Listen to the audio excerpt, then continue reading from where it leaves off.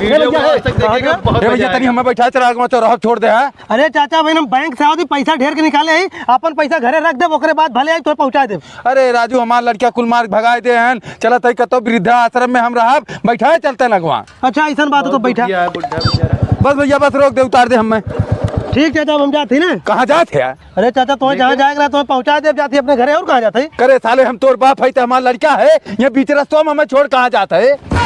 को मर्द हम घर तो लड़का है और क्या हमारा लड़का हमें चुतिया बनवाते हैं बीच रास्ते में हमें ढकेल के जाते हैं। को मर्द तो ही कहा है ना मैं चौराहा छोड़ दे जाती अपने घरे।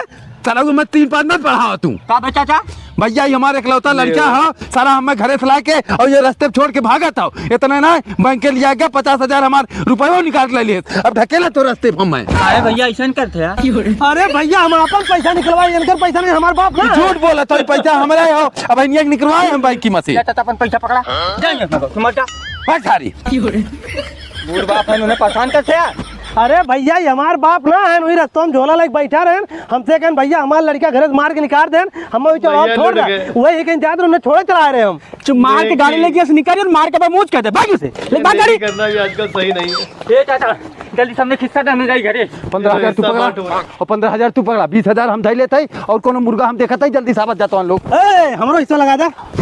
अरे साहब आप पुलिस है? पुलिस ना आई कप्तान साहब स्पेशल तोहन लोग के पकड़े बने हमें भेजे हैं तोहन लोग नया धंधा खोल रहे चोरी वाला। साहब एक छोड़ दे ऐसा कभौन करब चला